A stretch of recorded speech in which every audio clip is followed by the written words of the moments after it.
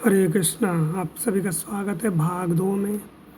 तो मैंने काकभूषुंडी जी का जो पूर्व जन्म था थोड़ा बहुत आपको बताया। तो मैं आपको ये बता रहा था कि जब गुरु जी आ गए, वो ब्राह्मण यानी काकभूषुंडी जी पूर्व जन्म में ब्राह्मण थे, तो वो गुरु जी को देख करके खड़े नहीं हुए, उनका सम्मान नहीं किया।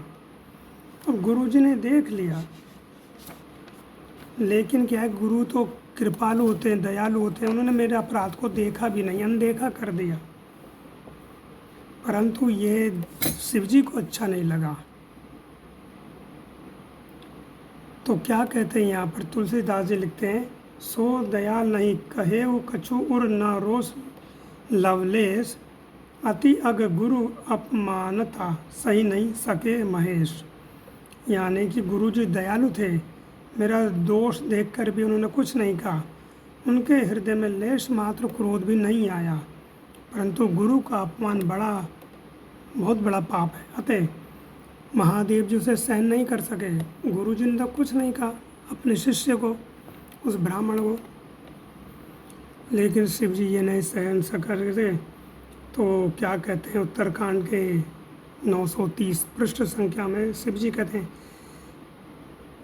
मंदिर माज भई नव बानी रे, हत भाग्य अगध अभिमानी, जतपि तब गुरु के नहीं क्रोधा, अति कृपाल चित सम्यक बोधा। मंदिर में आकाशवाणी हुई, अरे हत भाग्य मूर्ख अभिमानी, यद्यपि तेरे गुरु को क्रोध नहीं है, वे अत्यंत कृपालु हैं और उनका हृदय कृपा से भरा हुआ है और उन्हें पूर्ण तथा यथार्थ ज्ञान भी है। तदपि साम सट देह तो ही, नीति विरोध सो हाई ना मोही, जो नहीं दंड करो खल तोरा, भ्रष्ट होई श्रुति मार्ग मोरा। तो शिव जी कहते, तो भी है मूर्ख, तुझको मैं श्राप दूंगा, क्योंकि नीति का विरोध मुझे अच्छा नहीं लगता। अरे दुष्ट, यदि मैं तुझे दंड ना दूं तो मेरा वेद मार्ग ही भ्रष्ट हो जाएगा।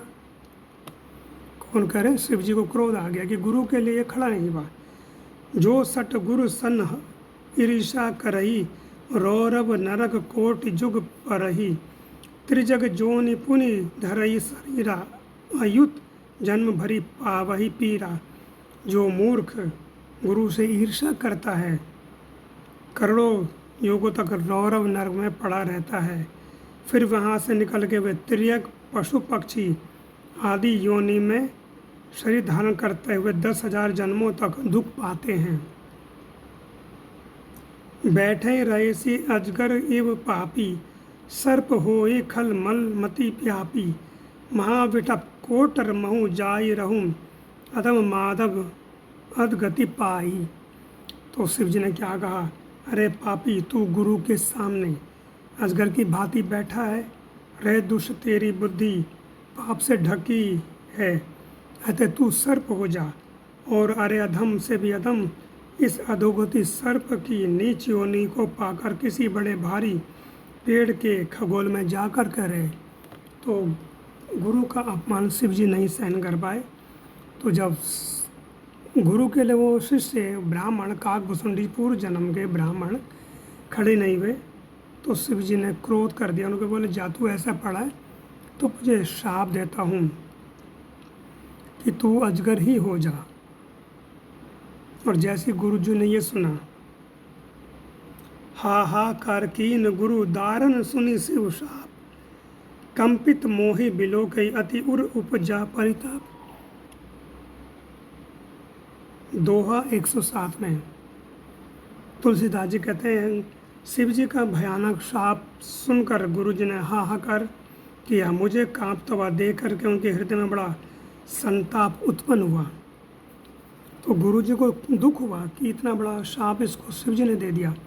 गुरु जी ने ये नहीं देखा कि शिष्य ने अपमान किया, कि वो गुरु कृपालु हैं। तो गुरु जी हाहाकार करने लगे कि इतना बड़ा शाप मिल गया। तो क्या करें, हाहाकार कीन गुरु दारुण सुन शिव श्राप, कंपित मोहि विलोकी अति उर उपजा परिता। मुझे कांपता देख करके जब मैंने ये श्राप सुना शिव जी के मुख से, तो मैं डर के मारे कांपने लगा और मुझे कांपता देख करके गुरु जी हाहाकार करने लगे। वह दुखी हो गए कि मेरे शिष्य को इतना बड़ा श्राप मिला। तो गुरु जी का क्या करते हैं, करी दंडवत सप्रेम द्विज शिव सन्मुख कर जोरी, विनय करत गद गद स्वर समुझी घोर गति बोरी। प्रेम से दंडवत करके वे ब्राह्मण शिव जी को सामने हाथ जोड़ करके मेरी भयंकर गति दंड का विचार कर गदगद वाणी से विनती करने लगे। तो गुरु जी दंडवत प्रणाम करते हैं शिव जी को और क्या कहते हैं, शिव जी की स्तुति कर रहे हैं। नमामि शमीशा निर्वाण रूपम विभु व्यापकम ब्रह्म वेद स्वरूपम निजम निर्गुणम निर्किलपम निर्विकलम निरीह चिदाकाशम आकाशवासम भजेहम। तो ये क्या है, श्री रुद्राष्टकम, अष्टकम माने 8, रुद्र माने भगवान शिव की 8 श्लोकों से दोहों से गुरु जी ने स्तुति करी। क्या करे, नमामि शमीशान निर्वाण रूपम विभु व्यापकम ब्रह्म वेद स्वरूपम निजम निर्गुणम निर्विकल्पम निरीहम चिदाकाशमाकाशवासम भजेहम। तो गुरु जी क्या करते हैं, हे मोक्ष स्वरूप विभु व्यापक ब्रह्म और वेद स्वरूप ईशान दिशा के ईश्वर तथा सबके स्वामी श्री शिव जी, मैं आपको नमस्कार करता हूँ। निज स्वर में स्थित अर्थात मायादि रहित, मायिक गुणों से रहित, भेद रहित, इच्छा रहित, चेतन आकाश रूप एवं